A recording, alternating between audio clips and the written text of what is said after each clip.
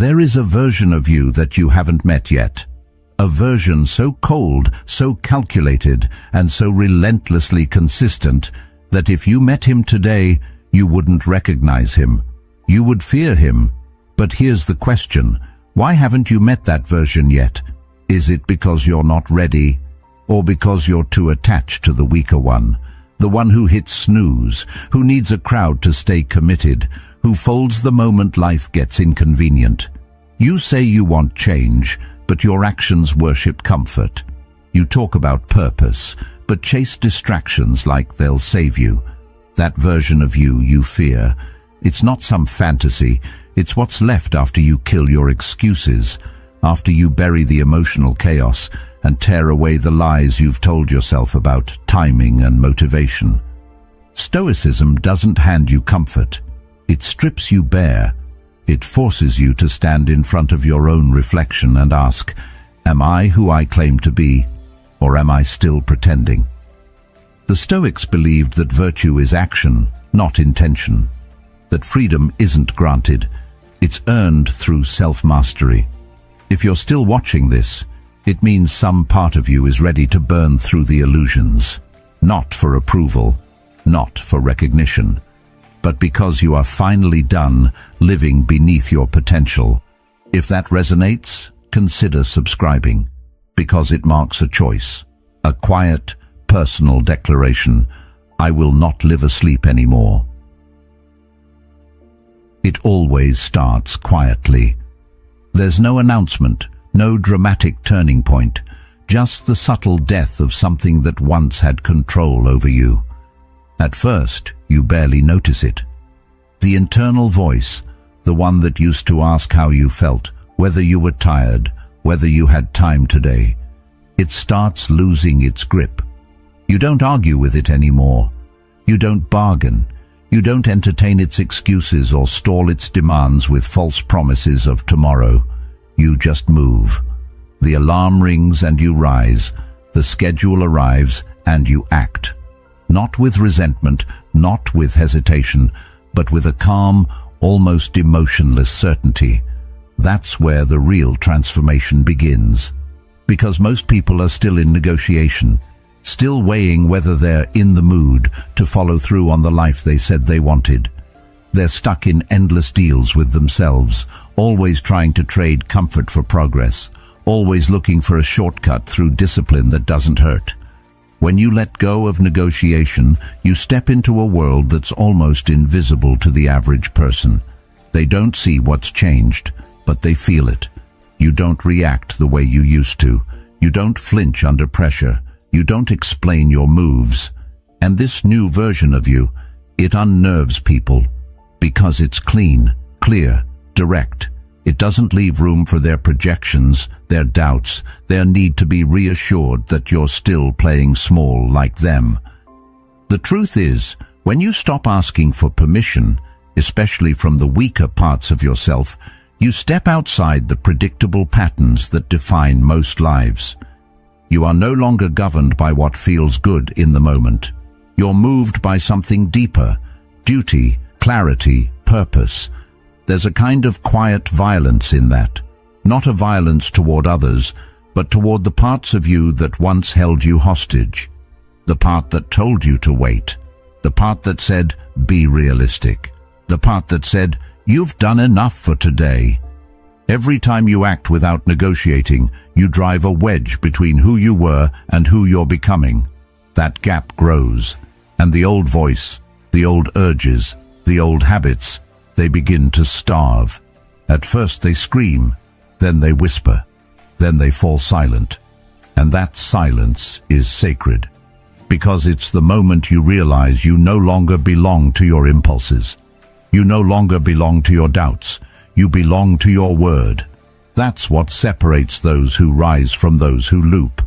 Most people think freedom is doing what you want, but as Epictetus said, no person is free who is not master of themselves. Discipline isn't a cage. It's the blade that cuts through confusion and grants clarity. You don't act because you feel like it. You act because that's who you are now. And that identity is unshakable because it's not built on feeling. It's built on principle, on repetition, on consistency earned in silence, not shouted for approval. That's the irony most people miss. They think discipline looks like suffering, like restriction. But when you live inside of it, it feels like relief. There's no debate in the morning, no guilt in the evening, no emotional crash between failure and regret. There is only movement, steady, clean, focused, and people begin to notice, though they can't explain what's different. You haven't posted anything, you haven't announced anything, but your presence speaks louder than your past ever could. It's in the way you carry yourself, the way you look through noise instead of reacting to it, the way you keep showing up when others would have stopped 3 attempts ago. That's what makes you terrifying, not in a cruel way, but in a way that makes people look at their own lives and feel the weight of their excuses. You're not unfeeling. You just stopped waiting for the right mood. You're not robotic. You're just deliberate. And that difference between motion driven by clarity and motion driven by emotion, that difference is the difference between building something that lasts and relapsing into chaos. This is why you start small, because killing the negotiator inside you isn't an event, it's a process. You don't argue with your distractions, you outlive them. You don't beg your mind to obey, you train it like a muscle. And every day you do, the weaker self, the one that delayed, doubted, complained, fades a little more. Until one day, you catch your reflection in the mirror and you realize something. You didn't just become disciplined, you became dangerous, not because you can control others, but because you can finally control yourself. That's what scares people, that you don't ask for motivation, that you don't stall with emotional explanations, that you just move. You say nothing, but your consistency speaks volumes. You don't need sympathy, you need direction. You don't wait to feel ready. You act until readiness becomes irrelevant. That's the path. That's the process. And once you've lived that enough times, you won't remember the last time you asked yourself whether you felt like it, because you won't care. That question no longer belongs in your mind. That version of you that once hesitated, once explained, once needed to be convinced, they're gone. And in their place stands someone who doesn't waver, doesn't ask, doesn't need, just moves, just acts, just becomes. At one point you probably shared every decision you made, the goals you set, the plans you started, the promises to turn things around. You talked about the new schedule, the early mornings, the diet, the grind. You felt like if you said it loud enough, if enough people knew, then maybe you'd follow through. Maybe the pressure would hold you accountable, but it never did it? Because talking gave you the feeling of movement without any of the sacrifice. And over time, you learned the truth that no one tells you. When you speak too soon, you waste the fire. You let the pressure out before it can build power. Real change doesn't need a megaphone. It doesn't need an audience. It needs silence. Not because you're hiding, but because you're finally home in your discipline. You don't have to explain the work when you become the work. That's when things shift. It's strange how silence becomes your armor, not because it protects you from others, but because it protects your focus from their noise. The moment you stop sharing everything is the moment you stop seeking approval. And without that need for validation, you gain something rarer than praise: presence. People who once felt close to you might start saying you're distant, cold, detached. But what they're really feeling is your stillness, and stillness is deeply unsettling to the chaotic. Because most people don't know how to exist without noise, they panic in quiet. They seek constant feedback to feel alive, but discipline doesn't seek attention. It becomes attention. You walk into a room without a word, and something shifts. Not because you demand respect, but because your silence demands self-respect. It's the look in your eyes, the way you no longer explain, the way your actions arrive unannounced and irreversible. You've become something they can't read, and what people can't read, they fear. At first, that silence feels strange, like you're holding something back, but eventually it becomes peace. You realize how much energy you wasted narrating your journey to people who were never walking with you. People who didn't understand the weight of your ambition but felt entitled to comment on it. So you let go. You let go of the need to convince them, to make them comfortable with your growth. And in that quiet, you grow faster, deeper. Because no one is interrupting, no one is reacting, no one is projecting their limitations onto your work. It's just you, the path, and the sound of your own breath. You finally hear yourself think, and more importantly, you hear yourself believe. That's the voice that used to be drowned out by applause, by commentary, by shallow encouragement. Now it's clear. Now it leads. The Stoics understood the value of this stillness. Marcus Aurelius wrote, "The more we value things outside our control, the less control we have. And when you constantly speak about what you plan to do, you hand over your power. You give your energy to things you can't hold, to opinions, to likes, to praise. Silence reclaims that energy. It gathers it like a storm.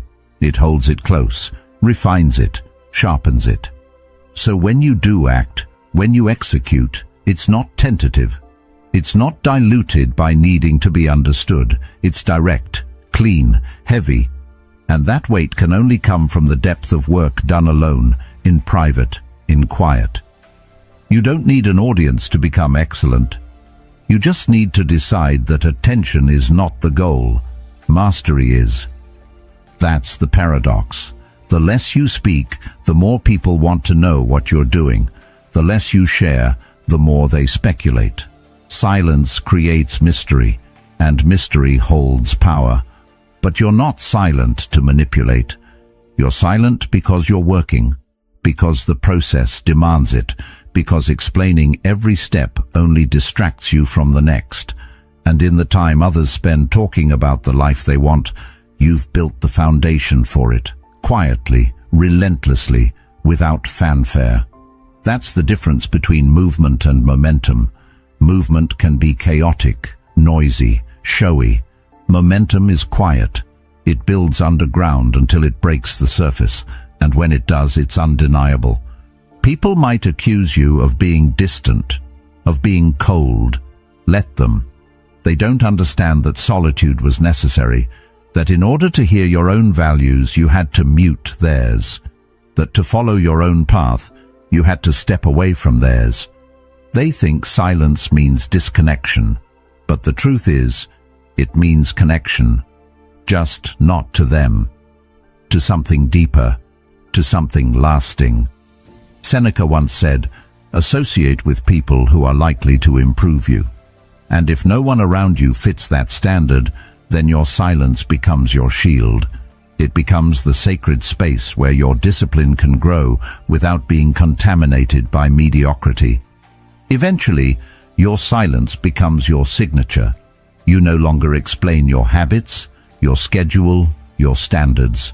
People just notice. You walk past them, and they feel the weight of your choices without a word spoken. They see the results, and those results are louder than anything you could have said, because discipline leaves a trail. It writes its own story. It needs no introduction, and if you stay committed long enough, that story begins to speak for you. Without hashtags, without posts, without announcements, just presence, just execution. Just the quiet certainty that you no longer need to be seen because you know who you are. That is what makes silence a signal, not of absence, but of focus, not of retreat, but of preparation. You haven't vanished. You've just realigned. You've stepped into a space where every move is intentional, where every hour has weight, where every day serves the mission, and because you no longer need applause, you've become immune to the fear of being overlooked. You've traded visibility for vision, and that trade will always pay back more than popularity ever could. Discipline doesn't ask for recognition. It earns it, quietly, over time. And when it finally arrives, it doesn't beg to be seen. It demands to be respected. That's the life you're building now, in silence, in strength, and in total alignment with the person you said you'd become. You still feel everything. That's the part most people misunderstand. They assume that being disciplined means being numb, disconnected, emotionless. But that's not the truth. The disciplined person feels every ounce of pressure, every wave of doubt, every ache of exhaustion. The difference is, they don't obey it. Emotions show up, uninvited and often unwanted, but they don't sit in the driver's seat. They knock, they shout, they plead, but the door stays closed. You can't eliminate emotion, and you shouldn't try. You can only put it in its proper place. Like wind against a ship, it can push you off course if you're not anchored. But if you know how to navigate it, it can even help you move forward. The key is control, not of the emotion itself, but of how you respond to it. Think about how many decisions you've made just to feel something different. How many times you skipped the workout, not because it made sense, but because comfort felt better. How many tasks you delayed because boredom whispered, later. How many goals you paused because fear whispered, what if it doesn't work? Emotions are persuasive. They wear the voice of reason even when they make no sense. And unless you've trained your mind to pause, to hold, to assess, you'll fall for it every time. The disciplined person still hears those voices, but they've developed a second voice, one that doesn't argue, doesn't panic, doesn't collapse, one that simply says, proceed. Not because the emotion isn't real, but because it doesn't have authority. You'll feel the pull to stop, especially when progress is invisible. You'll feel the desire to distract, especially when focus starts to hurt. You'll feel the hunger for something easier, especially when the path gets lonely. All of this is expected. It's not a flaw in your system, it is the system. You're not being tested to see if you can avoid emotion. You're being trained to act through it. Carl Jung once said, "Until you make the unconscious conscious, it will direct your life and you will call it fate." And this is what discipline really does. It exposes the patterns. It brings light to the emotional reactions that used to control you in the dark.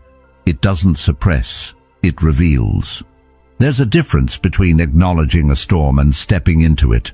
You can watch the rain fall, you can hear the thunder, but if you have a mission, you put on the coat and walk anyway. That's discipline, not the absence of rain, but the refusal to let it stop you. Emotional weather will always change. One day you'll feel unstoppable. The next, you'll feel like quitting before you begin.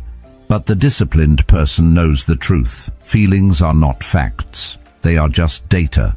You take the information and then you decide what matters. The goal doesn't change. The schedule doesn't change. The commitment doesn't pause just because your mood dipped. This isn't about being harsh with yourself. It's about being honest. Too many people confuse kindness with indulgence. They think listening to every emotion is self-care. But sometimes self-care is discipline. Sometimes love for yourself is saying, no, we keep going, because you know what's on the other side of consistency. You felt the pride of following through when everything inside wanted to fold, and you felt the regret of quitting for comfort. That contrast teaches you more than any book ever could.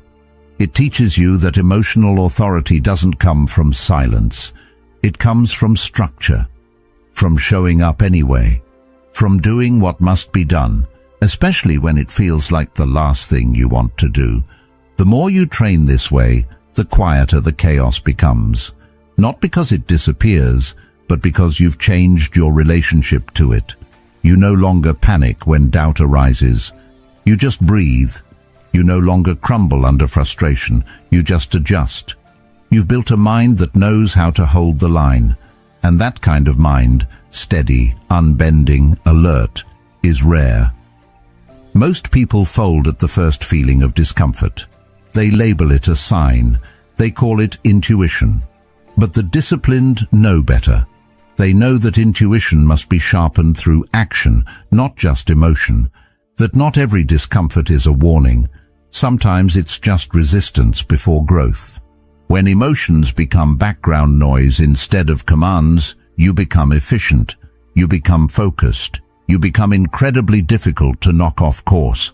And that's when people start asking how you do it, how you stay so consistent, so stable, so unaffected. But they don't see the work. They don't see the mental reps. The moments you sat in frustration and didn't react. The moments you faced self-doubt and didn't flinch. The moments you were bone-tired and still followed through. They only see the surface. But beneath it is a mind trained to act, not from emotion, but from clarity. Aristotle once believed that excellence was not an act, but a habit. This habit isn't built when everything feels good. It's built when everything screams to stop, and you don't. When you train that way long enough, you don't just develop discipline, you develop peace. Because nothing inside you is fighting anymore. The emotions are there, yes, but they're no longer loud. They're no longer pulling you in 10 directions. They've been heard, but they've also been overruled, calmly, consistently, and that calm is what makes the disciplined so unnerving to others. Because when you can't be easily swayed, you become rare, and when you become rare, you become powerful. Not because you dominate the world, but because you've finally learned how to lead yourself. You don't need to shock the world to be powerful. You don't need to throw surprises or reinvent yourself every month just to stay relevant. You just need to become someone whose word, especially to yourself, is law. Predictability, in the way most people use it, sounds boring. It sounds like stagnation. But there's a different kind of predictability. The kind that doesn't bend when the wind shifts. The kind that doesn't ask how hard the day will be before deciding how much to give. The kind that becomes so rooted in consistent action that it almost looks unshakable from the outside. That's the kind of predictability that scares people. Because when you move without needing the push, without needing the praise, without needing the right conditions, you break the mold they've come to expect from others, and even from themselves. There's something unsettling about a person who does what they said they would, even when nobody is checking. There's a quiet tension to it, a steady intensity that doesn't beg to be noticed but can't be ignored. Because it's rare. Most people flinch the moment pressure arrives. They act when the spotlight's on and stall the minute it turns off. Their entire rhythm is reactive. But when you're disciplined, your rhythm doesn't change. It doesn't depend on attention. It doesn't shift based on mood or convenience. You become dependable in a way that makes people question their own inconsistency. And without ever raising your voice or forcing your will, you start to lead, because others sense something in you they haven't built in themselves. When you become predictable to yourself, you stop breaking promises quietly. You stop waking up in the morning wondering if you'll follow through. You stop planning things just to abandon them the moment emotion or chaos gets in the way. And instead, your days start to feel solid, grounded. You build momentum, not because everything is perfect, but because you are no longer debating. You already decided. And when something is already decided, energy doesn't get wasted on convincing yourself again. You just move, like gravity, like seasons, like a law of nature. Carl Jung once said, "You are what you do, not what you say you'll do." The disciplined person doesn't need to speak loudly, because their actions have already built a pattern. That pattern becomes identity. That identity becomes power. Not power over others, but power over uncertainty, power over hesitation, power over the emotional swings that take most people out of alignment. When you act predictably, not because you're being watched, but because it's simply who you are now, life changes. Not dramatically at first, but piece by piece, brick by brick, you earn something that can't be faked, self-respect, and that respect becomes your backbone. It's easy to set goals. Everyone does it. It's easy to talk about ambition. Everyone has some version of it. But the rarest thing is to see someone quietly building every single day, even when no one's clapping, even when the results are months away, even when the road is repetitive and thankless. That kind of person starts to move differently. They don't rush to prove themselves anymore. They don't over-explain their intentions. They don't talk much about their discipline because they don't need to. The proof is everywhere, in their health, in their habits, in their tone, in their ability to stay calm when others unravel. Because someone who has control over their daily actions eventually gains control over their entire life. And when people witness that kind of consistency, they don't always cheer. Sometimes they resist. Sometimes they mock it or misunderstand it. Because seeing someone so consistent, so focused, reminds them of what they're not doing. It exposes the areas in their life where they've let comfort lead. But you're not trying to expose anyone. You're just following through, again and again and again. And with each day, you stop needing permission. You stop needing motivation. You stop needing the outside world to align before you take the next step. You become your own authority. Marcus Aurelius once wrote, "Waste no more time arguing what a good person should be. Be one."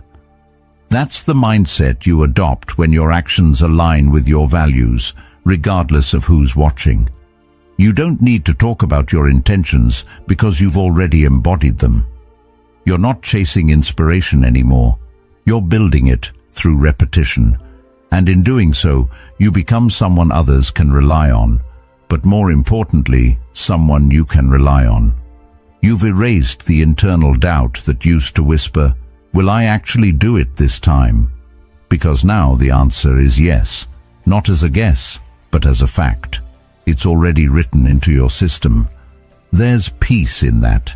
Peace in waking up and knowing your behavior doesn't swing wildly based on the weather, the news, or how your friends feel that day. Peace in knowing that discipline has given you a structure stronger than circumstance. That no matter what's falling apart around you, your process remains intact. And that kind of stability, it spreads. It strengthens every part of your life. Your relationships feel different. Your work sharpens. Your mind clears. Because you're no longer pulled in every direction. You have direction. And in the rare moments when chaos does try to break through, you don't panic. You don't crumble. You just pause, adjust, and return to the pattern that built you. That's what discipline gives you, a lifeline that doesn't waver when life does. You don't need to predict the future when you've made yourself predictable in the best way. You already know how you'll respond, and knowing that gives you something that almost no one has, certainty in yourself. That certainty isn't loud, it's not dramatic, it just shows up every day in the small choices, the quiet wins, the repeated follow-through. And over time, those tiny moments become your legacy. Because while the world runs in circles chasing what's new, what's exciting, what's easy, you just keep showing up. And that makes you unstoppable. Not because you move fast, but because you never stop. There's a shift that happens when you finally stop needing to be understood. At first it feels like loss. You stop explaining your choices, your schedule, your standards, and people pull back. They don't know how to respond to someone who's no longer performing for their approval. They say you've changed. They say you're distant. But what they really mean is, you've stopped making them comfortable. You're not chasing the same things. You're not clinging to the same need to be liked. You're building a life now that isn't about impressing people. It's about withstanding storms. And when you live like that, when your days are rooted in structure instead of seeking, you start to feel the difference. Not right away, But slowly, steadily, like a weight you've been carrying your whole life, just disappears. Discipline and detachment go hand in hand, because real discipline isn't just about structure. It's about the ability to walk alone. It's about choosing a path with fewer eyes on it. Less praise, less applause, but more peace. At some point, you realize that the attention you were chasing wasn't building you, it was draining you. It was tying your identity to the reactions of others. And when they applauded, you felt worthy. When they didn't, you questioned yourself. But once you detach, once you stop needing their nod before you take another step, you become someone they can't control, someone they can't predict, someone who does not rise and fall based on public approval, but on private integrity. Carl Jung said, "The privilege of a lifetime is to become who you truly are. But to do that, you have to let go of the version of yourself that was built to be accepted, the one shaped by other people's comfort zones, the one who watered down every ambition to avoid being called too much. You have to burn that version. And that burning, it's lonely. People drift. Conversations feel shallow. You start to feel like a stranger in familiar places. But that discomfort is not a sign you're lost.